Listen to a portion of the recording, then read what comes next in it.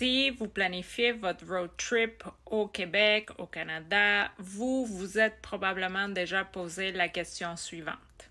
Est-ce que ça vaut plus la peine de faire une location de voiture avec une compagnie, par exemple, comme Avis, et par la suite louer un Airbnb ou un hôtel? Ou est-ce que c'est mieux d'y aller avec un campervan aménagé? Grâce à quelques chiffres que Jonathan a fait, nous constatons que pour les régions les plus populaires comme le Saguenay, Tadoussac, Charlevoix, Ville de Québec, Gaspésie, il semblerait qu'on se retrouve avec un prix moyen d'environ 250-ish par nuit.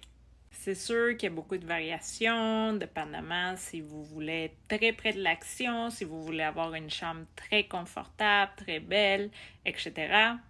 Mais on a trouvé que pour simplifier les calculs, le chiffre de 250, c'était une bonne moyenne.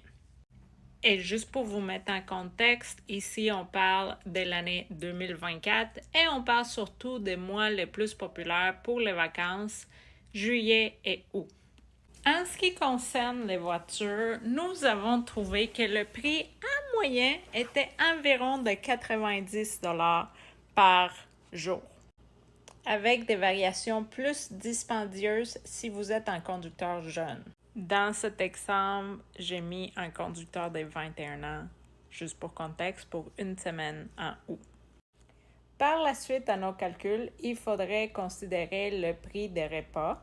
Si vous êtes dans un Airbnb, vous allez peut-être pouvoir utiliser une cuisine, aller à l'épicerie, mais si vous êtes dans un hôtel, probablement vous allez devoir aller dans des restos. La recherche nous indique un couple de choses. Un, si vous êtes près d'une zone touristique, les prix des restos vont être un petit peu plus chers. Si vous ne prenez pas beaucoup d'alcool ou du dessert, de trucs extra comme ça dans des restos, vous pouvez peut-être vous en sortir à 50 $ à 2-ish par visite au resto.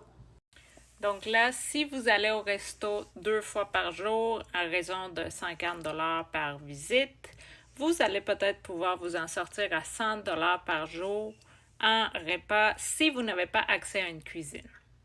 Donc, pour faire un recap, nous avons environ 440 $ par nuit quand on prend la formule voiture de location et hôtel ou Airbnb, plus de repas dans le resto.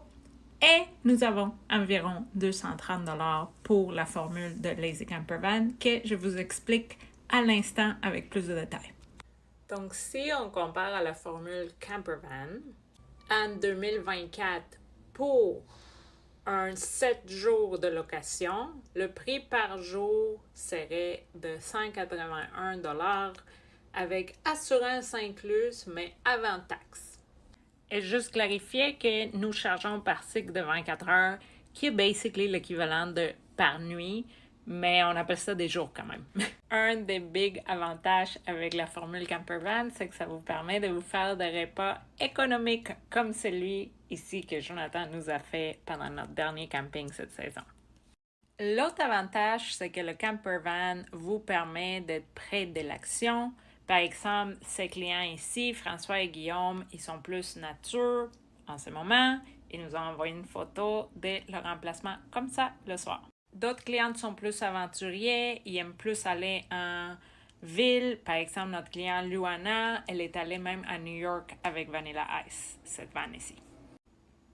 Je dirais en dernier pour finir cette vidéo qu'un des avantages principaux de la location de campervan, c'est la flexibilité. À vous de voir combien vous accordez des valeurs à cet élément-là.